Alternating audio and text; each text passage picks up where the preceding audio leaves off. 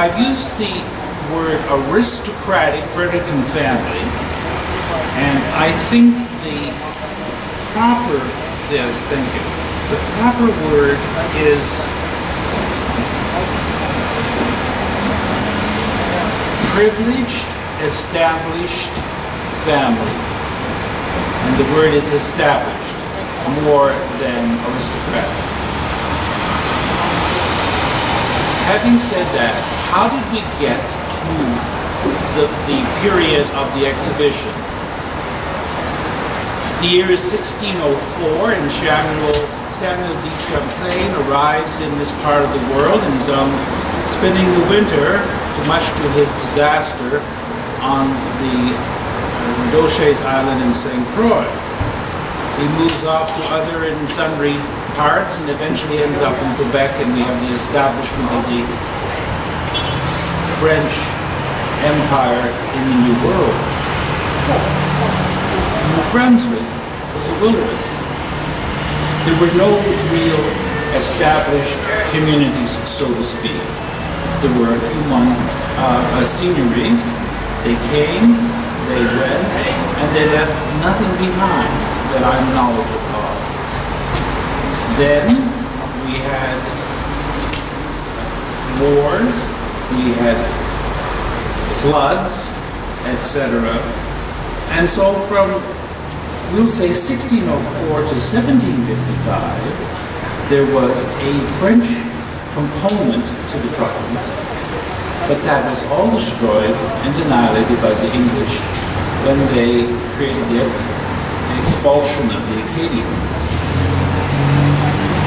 At that time, in the Maritimes, there were approximately 12,000 Acadians, of which 10,000 were deported to various and sundry positions in America.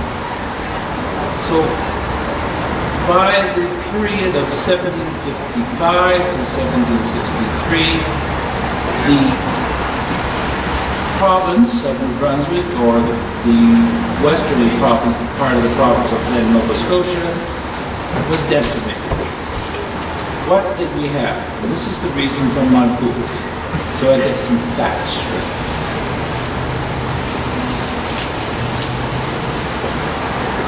At the end of the 7 Years' War, there was an establishment of an English presence. Take, for instance, these dates. In 1758, 15 farmers from Rhode Island arrived at the Chignecto marshlands. And in 1766, that meant there were 349 souls living there. In St. John, in 1762, Peabody Levitt and Simons established the first English settlement on the St. John. And in 1764, there were 30 men, tradespeople, arriving to do various and sundry jobs.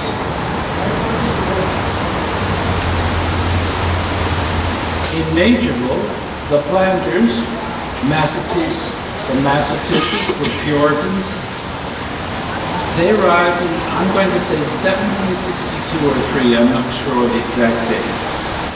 And by 1766, there were 292 people in the census living there.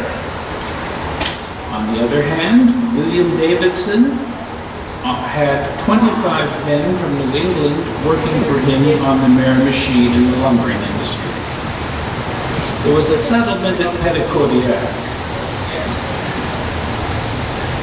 And the Petitcodiac settlement in 1765 had German families from Pennsylvania, English families from Philadelphia, and they numbered 159 in 1766. Military people. There was a garrison around that time in St. John of 300 men. So at the end of the expulsion of the Acadians and before the arrival of the loyalists, there were approximately 1,400 English people here on the St. John River Valley and the ancillary other communities. and about 400 Acadians. That is the province of New Brunswick. In 1783, we have the arrival of the loyalists, and instead of 1,400 people, there are approximately 14,000 people who arrive in St. John. And so the whole apple cart is all upturned. Now, there are all kinds of romantic conceptions that the loyalists were fabulously wealthy. And also, there were a few wealthy people, but not many. And when we watch in television news the annihilation of countries and warfare, and we see that the country is stripped of all infrastructure, there's nothing. Well, the people who were loyalists came to New Brunswick, and many of them only had clothes on their backs, a few possessions in a satchel or two, unless they were very, very wealthy. And as a result, the only infrastructure that was available in the province of New Brunswick at that time was the St. John River. There was nothing. One might have been lucky enough to have got a land grant on which once stood a house that the Acadians had, and you would have had a partial foundation to work on. That was it. There wasn't anything grand about it. So why is it we don't have an aristocracy? Well, we did have an aristocracy, but we had one that was brought in from outside. The government officials from England, the military officials from England, the business people from the Board of Trade from London. Everybody was important. They came, they went, if they brought anything, they took it back with them. So as far as early possessions and documentation of an existing established family, you're not going to see much until the second and third generation of loyalist establishment in major centers. And the room that we have created is exactly the possessions of those people. The contents of the room reflected the accumulated possessions of a privileged, established family.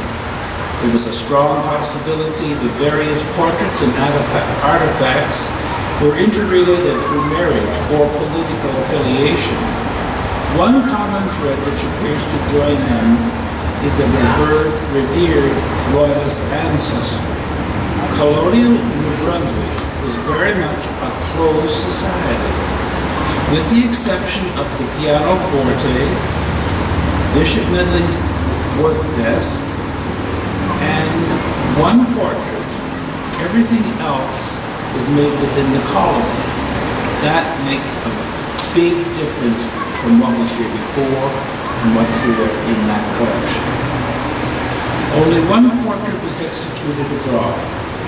Land and possessions constituted the real wealth.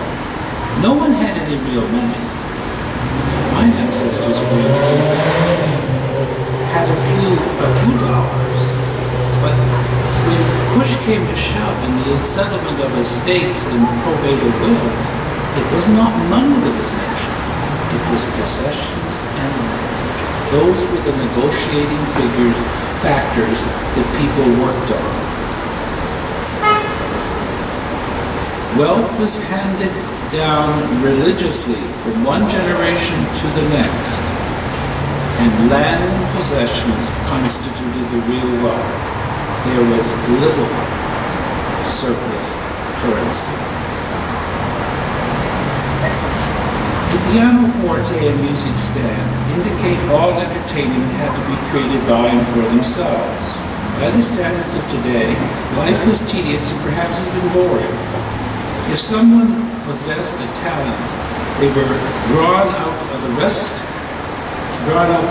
of the community to share it with themselves and others.